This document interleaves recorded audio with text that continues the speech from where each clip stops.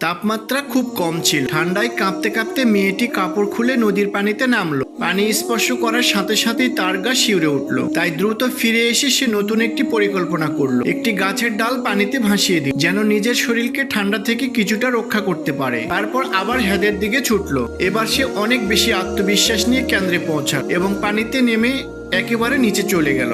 জলের তলায় ছিল একটি ডুবে যাওয়া প্লেন। সেই প্লেনের ভিতর থেকে সে দুটি হ্যান্ডব্যাগ উদ্ধার করলো। উপরে উঠে এসে দম নিল। তারপর আবার নিচে নেমে আরো একটি ব্যাগ খুঁজে পেল। তবে এবার তার পা আটকে গিয়েছিল। তবুও সে ভয় না পেয়ে নিজেকে মুক্ত করলো। উঠে এসে সে এত ঠান্ডায় কাঁপছিল যেন মনে হচ্ছিল শরীর জমে যাবে। কিন্তু যে ব্যাগটি সে পেয়েছিল তা হয়তো তার জীবন বাঁচাতে পারে। সে একটি গাছের গুঁড়ির সাথে ভেসে থেকে কোনোভাবে তীরে পৌঁছালো। কিন্তু তখনই অন্ধকারে একটি ভালুকের মুখোমুখি হন। সে উচ্চস্বরে চিৎকার করলো, কিন্তু ভালুকটি কোনো ভয় পেল না, বরং তার কাছে থাকা একটি খাবার, একটি চকলেট নিয়ে চলে গেল। যদিও ভালুকটি কিছু শক্ত খাবার দিয়ে ক্ষতিপূরণ করলো। তারপর সেখান থেকে চলে গেল।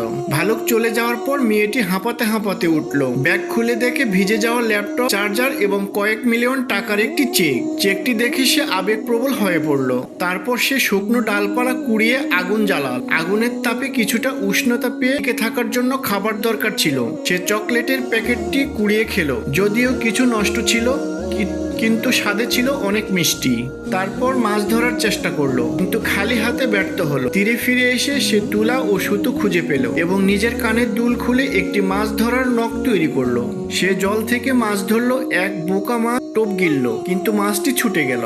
হতাশ হয়ে সে জঙ্গলে ঢুকলো, কিছু বনো ফল পেল এবং একটি বোতলে সংগ্রহ করে নিয়ে এলো। তবে খাবার আগে সে দ্বিধায় পড়লো, যদি বিষ থাকে, কিন্তু না খেলেও তো না, মরতে হবে। তাই মুখে দিল, কিন্তু প্রথম ফলটি ছিল এতই তিতা যে সঙ্গে সঙ্গে তাকে ফেলে দিতে হলো। এবং দ্বিতীয় ফলটি খেলো। এটি মন্দ নয়।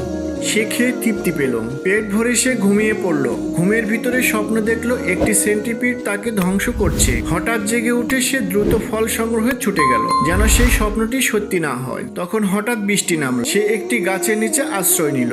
বৃষ্টি থামার পর বুঝলো আর বসে থাকা যাবে না। সে দ্রুত পাহাড়ের চূড়ায় উঠলো। দূর থেকে একটি আলো দেখতে পেল। সেই আলোটিই ছিল তার বাড়ি।